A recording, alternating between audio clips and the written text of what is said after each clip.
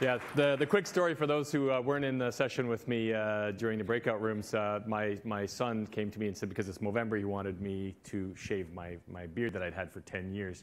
So with great pain, I was like, there's no way I'm doing that. And he's my son, so he's going, Dad, what do you want to do it? Like, we'll make a deal or something. I said, he's taking grade 10 civics and grade 9. So I said, if you get an 80 or better on your civics exam, which I thought was impossible, you pick the mustache. So he got an 82.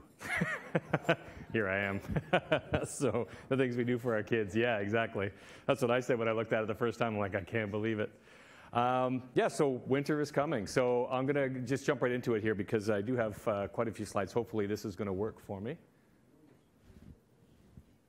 Maybe, maybe not. My clicker is not clicking. Should I keep trying? Oh, okay. So what does winter mean to most of us? So there's a slide we skipped, I think, too. Did we? There it is. So for a lot of people, what does winter is coming mean? So for some people, winter is this, right? Going away on a beach vacation, having a great time. Winter, people look forward to winter for that reason. Getting the heck out of town. We look out the window today and we know that that is coming, so it might be a nice event to look at. Some people actually prefer the snow. I don't know anybody like this, but there are people who enjoy things like this activity here. This was what winter means to them. And of course, this is what winter really is, what it means for me. So this is how I live most of my commute when I'm trying to get to the airport to come to wonderful places like this. Now, what would an IoT winter look like? So first of all, we want to talk a little bit about what is IoT. I know lots of people know pretty much this room is pretty comfortable with what IoT is, but sometimes we still find that there are folks who are not quite sure how embedded these systems really are in our daily lives, how much impact they actually really do have. How many people here are cat people? One person. We have one person. Come on now. So how many people in here are liars or don't want to be seen as being a cat person? So essentially, I personally, not a huge cat person, and this is the reason why. I'll tell you. There was a study that was done not too long ago. A group of folks, doctors, who were running a palliative care facility out of New York.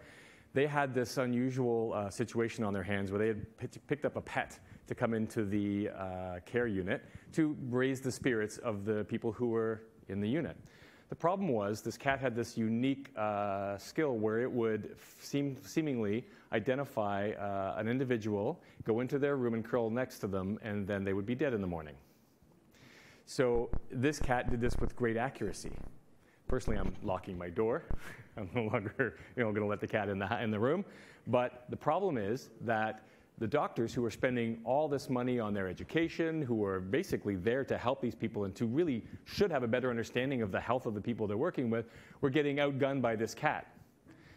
The interesting thing was this cat was using all sorts of different data points that it had in its natural ability in determining those points and determining these people were going to pass away, and it was nice of it to go and curl up next to them. Now, what's actually happening there is that over time they decided to start using distributed computing to try and see if they could start duplicating some of the results that these cats were having, or this cat was having. And they actually had quite a bit of success in doing that. By the end of it, they realized that the distributed computing gave them the horsepower necessary to be able to start coming very close in accuracy and predicting their patients' outcomes. So a very positive aspect to the end of that story. The funny thing is those distributed computing nodes that they were using were nowhere near what they are now. So in 2016, there were 11 billion or so IoT devices interconnected on the internet. 11 billion is a pretty massive number. You probably can't actually visualize 11 billion, let alone the 30 billion next year and the 80 billion after that. It's an incredibly, incredibly large number. And these things are in everything. And every single product that we use and every single service is somehow tied or linked into some of these IoT devices. If we look at this screen here, you'll see there are a number of different things that we probably use a lot ourselves today.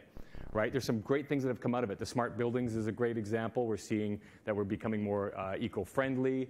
We're becoming more safe because a lot of these buildings have fire suppression systems now that are more intelligent. They're interconnected. They're talking to one another. On-demand inventory for different organizations who use it, automation. All of these things are enablements that are happening because of that. Now, a couple of you that were in my slides this morning did see a couple of these. So if you're under the age of 30, you probably don't recognize this scene. This is a shopping mall. As I mentioned before, I'm a big Prime user. I know a number from my morning sessions were Prime user. Who else is a Prime user here? We got most of the room, right? It's an incredibly popular service. They're using techniques today, using big data, to gather information on your shopping profile. So obviously, it still has a ways to go because nobody buys marshmallows on Amazon, as we know. What would an IoT winter look like for us? What would happen if we end up having some real challenges with our IoT infrastructure? Can we imagine a scenario where these interconnected devices are a danger to us, right? There was some talk, I remember, as I mentioned earlier, Elon Musk came out saying that he was concerned about the progress of technology, particularly artificial intelligence, and how it controlled a lot of our IoT devices and the challenges that threatened us with. I don't think it's as big a threat there, but it's definitely worthy of concern. But what if tens of thousands of small machines could attack us? Has it happened before? It has. Anybody remember Mirai? The Mirai botnet? It was using security cameras to attack us, right? So it's absolutely something that's possible, but it goes beyond that. Many buildings now that I find myself in, when I'm heading up to like the 26th floor, we're using smart elevators.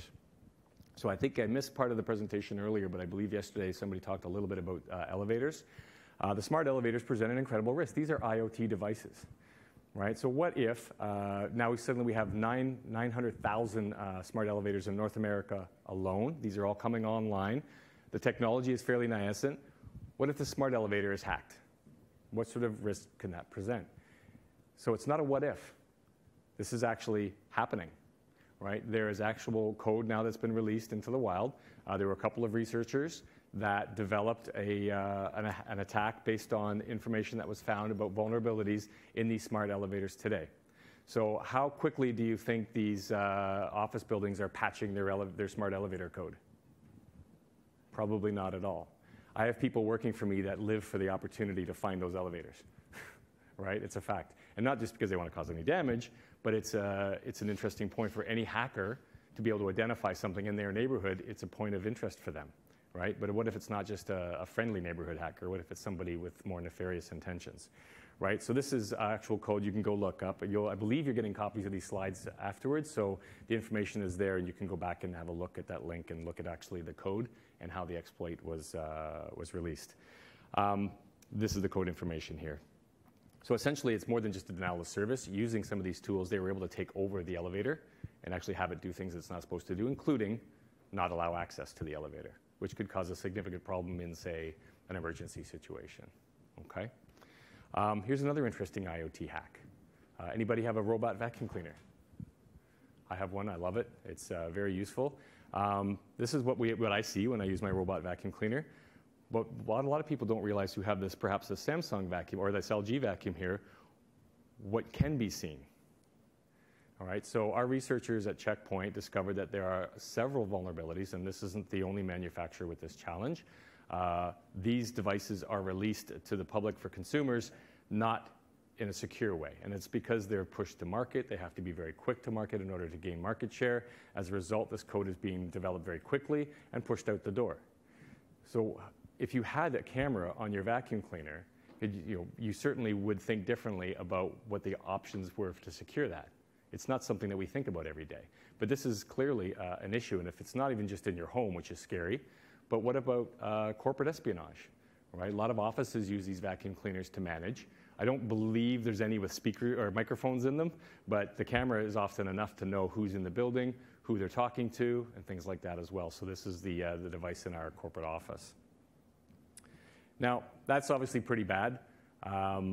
It could be worse. Has anybody heard of a product called Skin? Nobody's heard of it? So nobody here is wearing smart internet-connected underwear? What could go wrong, right? I have no idea what you would use that for. I'm not sure if it's a heating and cooling thing or I have no idea. I'm not even going to speculate. But I can imagine that if it were to go sideways, probably a problem. There's a couple of other crazy ones too. For those of you who work with military, you're probably familiar with a challenge. A lot of people here wear smartwatches or Fitbit. We're trying to improve our lives by including these things in our daily routines. There was a gentleman, a researcher, who basically took advantage of the fact that Fitbit, or the Fitbit-like company, was releasing a lot of their data, their geo-data, from these wristbands. It was the U.S. military, actually. They were using data from their wristbands to make sure that their soldiers were properly exercising and getting the PT that they needed. As a result of that, they didn't realize what threat the actual data these things released to the internet was. The challenge was that this researcher who started correlating this data decided to plot those points on a map. And does anybody remember what became available to that researcher shortly after that? Outlines of all the secret U.S. military bases overseas. Because what do the soldiers do? They run around the base, right? So this researcher actually was able to discover secret military installations from IoT data. Obviously a significant risk. That's a different aspect of what we might be thinking could be the real risk, right? Not a one-off. We see this at Checkpoint. We see this all the time. I used to do audit and pen testing. I spent several years in Europe and the Middle East. It used to be the easiest way to do it was to do default passwords.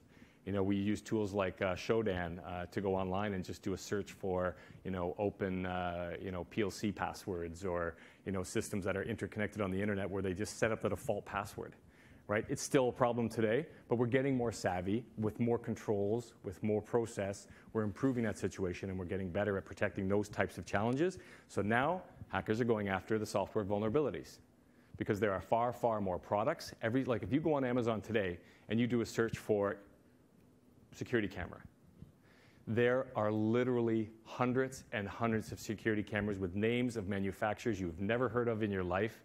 These things are rolling off the assembly line. The code is developed overnight. It's not secured. It's pumped into these cameras, shipped out to Amazon. It's at your door, and it's running on your doorstep, right? The doorbells, the baby monitors, all of these things, right? So the vulnerabilities are where it's at now. So what would an IoT winner look like for a security administrator? Who here has a policy for light bulbs? Nobody. Nobody ever does. But it's an interesting thought. In a place like this where we have all of these light bulbs, there's probably hundreds and hundreds of light bulbs in this hotel. So before my presentation, they come into the room, the operations staff looks in the room and says, oh, there's some burnt out light bulbs. Let's replace those. That guy or girl goes into the back room, grabs a box of light bulbs, brings it out, starts putting them in. Maybe it's a security conference I'm doing next. The problem is these light bulbs are smart light bulbs. These are IoT devices. Okay? Once these light bulbs are put in, there's a Wi-Fi in them. Why would you have Wi-Fi in a light bulb? Somebody asked me that. Lots of reasons. Wi-Fi could be used for presence sensing, right? To figure out when you're going to turn it on and tell the other light bulbs that you're in the room. Wi-Fi, I've seen Wi-Fi that have speakers in them that you could pump Bluetooth music through the light bulb. There are ones that are Wi-Fi extenders, right? These are basically access points, right? So a hacker comes into the room, sees an open Wi-Fi, takes control of it, names it Security Conference 101 free Wi-Fi. Next thing you know, everybody's connected to it, and he's using his Wi-Fi pineapple to pump all your traffic through that into his collection, right? So we need to start talking about how we change the situation. How are we going to have a security policy for light bulbs? You're clearly not going to make an object in your firewall rule base for every single light bulb you have in the facility. We need a different way.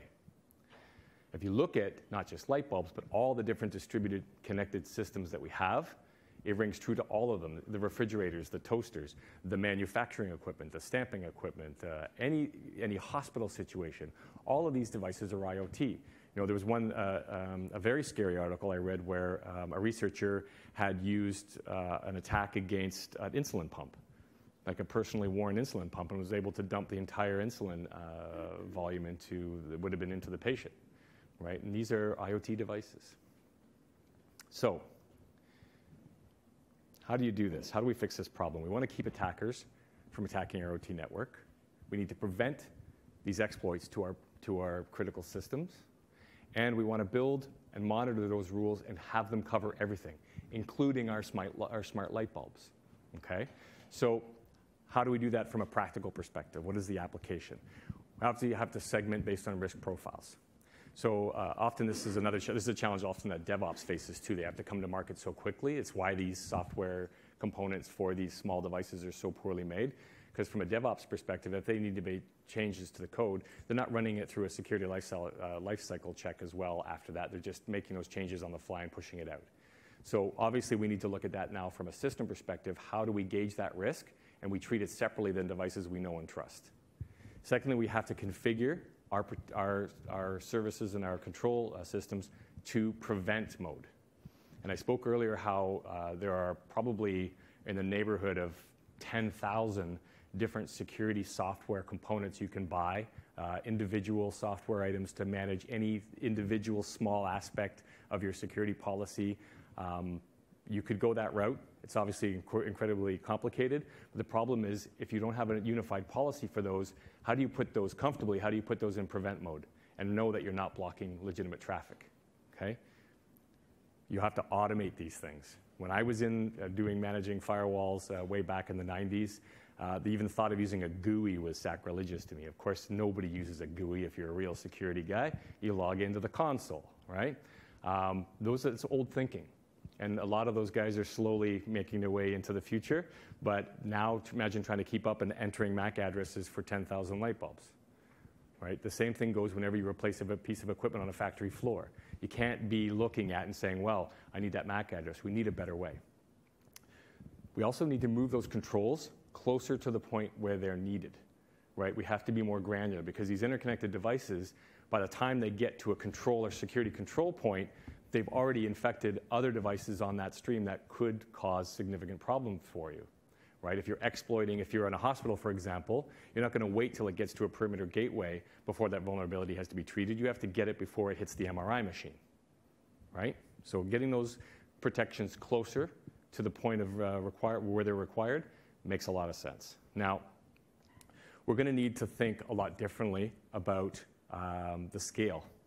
Right, as you saw those numbers, 11 billion now, if we're talking 80 billion devices, scale is going to be impossible. We're not managing a security policy for a firewall like we used to, where we add the objects in there, look at each individual object, drag them into rule bases and so forth. That's not going to happen. We need systems that are more agile and that allow us to keep our policy, to have our policy ready to go and have that policy apply on the fly. As objects join our network, those objects should be identified automatically and then included in the appropriate policy based on what they are or what they do or any other number of parameters that we might set aside. Okay, we have to centralize those objects, right? A lot of folks here have made transition into the cloud. There's lots of IaaS customers now who are rapidly adopting a cloud strategy or several cloud strategies. Often I'll go into meetings and I'll say, so what is your cloud strategy? And the CTO will say, well, we're not in the cloud right now. And the director will say, yeah, we are. That's a common response because it's happening all the time because there's so much of this stuff now that we're actually adopting it before even realizing we're adopting it. So we can't rely on the protections from our infrastructure providers. They have to be inherent in our security solution in the first place. We also have to use predictive intelligence. I did my presentation earlier today in the breakouts was about artificial intelligence. It's not a joke. These things are going to really make a big difference for us in security. The ability for it to predict the real threats and differentiate them from the threats that we're used to seeing, or to be more predictive about what's something that we haven't seen yet, makes all the difference in the world. Finally, automation. Right? So automation and orchestration, the tools that are becoming available now make a huge difference in our ability to keep our policies up to date. Right? We have to make sure we're constantly able to audit ourselves and improve those policies over time and make sure that we have the most effective policy in place all the time. We've made a couple of different efforts at Checkpoint. We have a very large R&D organization. And one of the things that we focused on in the IoT side was for hospitals specifically, because of all the risks that hospitals directly present to ourselves and our families. It was a great place for us to start on a security perspective. So we're actually now developing physical devices to be put into the IoT networks that we have that are doing everything from monitoring and controlling to actually being part of the OT network so that they can provide these security controls directly where they're needed without actually impacting the network itself. Obviously, the best security should be security that comes from the cloud because everything is moving to the cloud. Maybe in another 30 years it'll come back again. But right now we're going back to the distributed route, just like mainframe days when everything went to the mainframe and then everything distributed. We keep seeing this expansion and contraction over time as technology changes. For us, it's the same thing. Now, if you look at Amazon's controls, for example, I know that when you're deploying your technology in Amazon's cloud, as many companies do, you'll see that there's all sorts of opportunity to just simply click the "Would you like security with that" button, right? And it doesn't say exactly that, but it's almost like "Would you like fries with that?" Right? The problem is that it's not their responsibility. They're providing the infrastructure, so we have to be able to find a way to get that security into that infrastructure. So if you look at something like a smart elevator, what we're actually doing at Checkpoint now is we're finding ways to develop nano agents. So nanotechnology, these are agents that we're actually able to embed right in the systems themselves. So the cameras, the doorbells, the MRI machine, we're actually developing code that we can insert in those, and that will be low profile and allow us to bring those security, the security infrastructure directly to the lowest level possible. Okay? And we look at how many different things that can affect. This is just a picture showing all the different type manufacturing, transportation, smart cities, right? Like, we have to be able to identify also these expected behaviors. Anybody here have a Tesla? Fortunate enough to have a Tesla? Nobody has a Tesla? Nobody wants to tell me they have a Tesla? So I love the Teslas. It's interesting because Tesla has an incredible amount of technology, and is an IoT device at its core. It has an incredible amount of technology that's dedicated to identifying human beings, right? So if I'm walking across the road and I drop my phone, I stop, I go to pick it up, the car is able to identify the fact that's human behavior. It knows that I'm a human being. So its primary directive, if you will, is to not hurt human beings. And it can tell the difference between a human being and a road sign or a pylon, although my hockey friends call me a pylon. The fact is that what if that switch was flipped? And now you have a machine that can identify a human very, very well, and if it decided that humans were a problem, that's a big problem, right? So we have to be able to make sure that the expected usage of those protocols is controlled as well, that we have access to that and we can manage it. Now, it's not the end of the world. As I mentioned, you're seeing now there are technologies available. There's the ability to unify these policies. You're going to see a lot more consolidation of these services. With my organization, we spent a great deal of our energy very early on. People probably remember buying a VPN product, 8 years ago or 10 years ago. Right? Nobody buys a separate VPN product. It's integrated mostly into the security infrastructure that you have in place today. We're starting to see the same thing, the same consolidation in the threat space as well. So now these threat services are being consolidated on the platforms. So this is a good thing because it's going to reduce our complexity and improve our ability to manage a difficult policy, right? Which is great. Segmentation is still critical. And as I said, the segmentation now, we have to look at how we push these things down to the lowest level possible. And obviously, we have to manage these new threats. So we have to have the same interconnected capability. I talked in my earlier presentation about Threat Cloud, the ability to share information across vendors, and the ability to share information with your peers, right? So a lot of vendors, including us now, are opening up our infrastructure. So Checkpoint has a fully open API, both for our automation system and for our technology, for our threat sharing. So all of our feeds are available to our competitors and vice versa. Right? It's very important. I think we're going to see more of that as time goes on.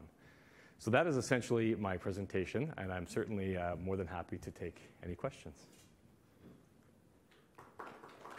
Thank you. Any questions? Anyone? I think you covered it all then. All right. I had to speak fast. Thank you very much. Great. Thank you.